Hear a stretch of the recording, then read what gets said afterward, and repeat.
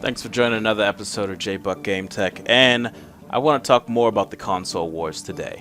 Now, there's been a lot of fuss about PC gaming, the disadvantages of PC gaming, and the arguments about integrating the PC community with the Xbox community.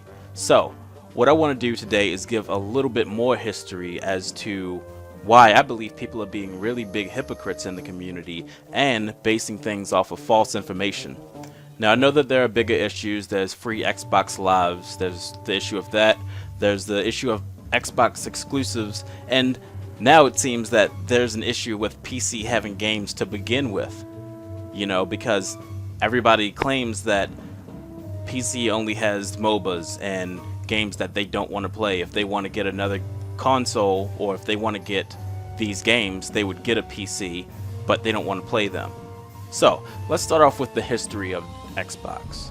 The original name for the Xbox was the Direct Xbox, meaning it would have the DX API integrated with it. Now, I agree with that name because unless you were a PC gamer, you wouldn't need to worry about DirectX or any other architecture during those years. You know, we only needed to change things when we had an emulator and needed to change the graphics drivers or something like that.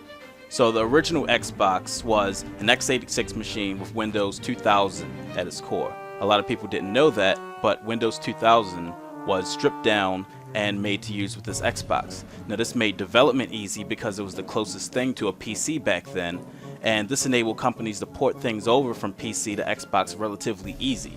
As a brief example, I'll put the file structure for how a simple application ran on an Xbox, and I'll also show you how the libraries were laid out within the XBE file.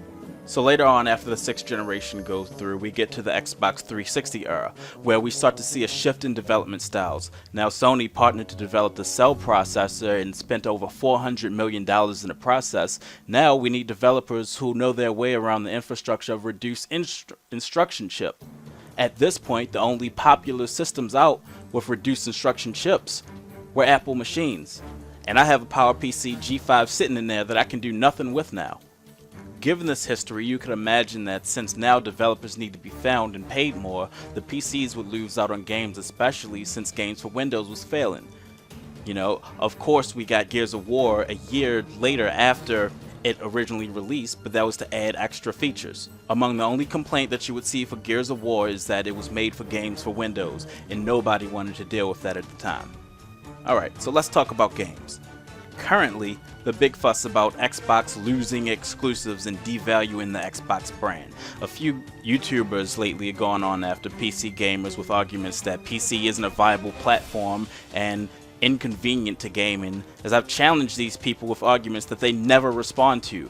The problem with these arguments is that they present them as fact. When they present them as fact, they don't follow up with the argument, they don't cite sources, but they leave it out there and have huge followings where people in the community would think this is true, and they'll say, yeah bro, great vid. But we all know that that's crazy. One of the questions I posed to someone was, if you love your beloved Microsoft so much, who you don't play games for so that you can talk about gaming for 2 hours and then respond to comments for another hour about gaming, why do you spend so much time covering a platform that you don't see as viable? So let's talk about the future. Over the past 2 years, the console war and cheaper prices has been driving people to PC gaming. While I'm making this video, there are 400,000 people on Counter-Strike. The peak of active users on Steam today was 8 million. Are you concerned that people will stop buying consoles with the news of Nvidia and Steam-based systems being released? If so, you're stupid. You complain about having to pay for a service, but limit how much the company who provides it can make to possibly remove the paywall for the sake of saying that your plastic is better, and for that, you're an idiot.